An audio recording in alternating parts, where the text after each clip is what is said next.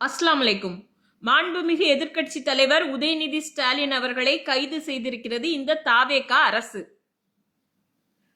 நேற்று நடந்த கண்டன ஆர்ப்பாட்டத்தில் அவர் இரட்டை அர்த்தத்தில் பேசியதாகவும் ஒரு குறிப்பிட்ட நடிகையை பேசியதாகவும் அவர் மீது பொய்யான அவதூறு பரப்பி அவரை கைது செய்திருக்கிறது.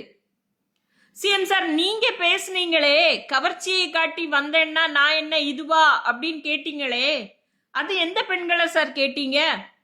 இல்ல உங்களுடைய ஜனநாயகன் படத்துல ஒரு குறிப்பிட்ட கெட்ட வார்த்தையை சொல்றீங்களே, அங்கேயும் நீங்க பெண்களை குறித்து தானே பேசுனீங்க? இல்ல உங்க மனைவி உங்ககிட்ட டிவோர்ஸ் கேட்கும்போது உங்களுடைய கட்சி ரசிகர்கள் தொண்டர்கள் எல்லாருமே சேர்ந்து அவங்கள ஆபாசமா பேசுனாங்களே, அப்ப எங்க சார் போயிருந்தீங்க? நீங்க வந்ததுல இருந்தே கைது மட்டும்தான் செய்துட்டு இருக்கீங்க. எந்த ஒரு விமர்சனத்தையும் உங்களால தாங்கிக் கொள்ளவே முடியாது. இப்படி ஒரு முதலமைச்சரை நாங்க இன்னைக்குதான் பாக்குறோம்.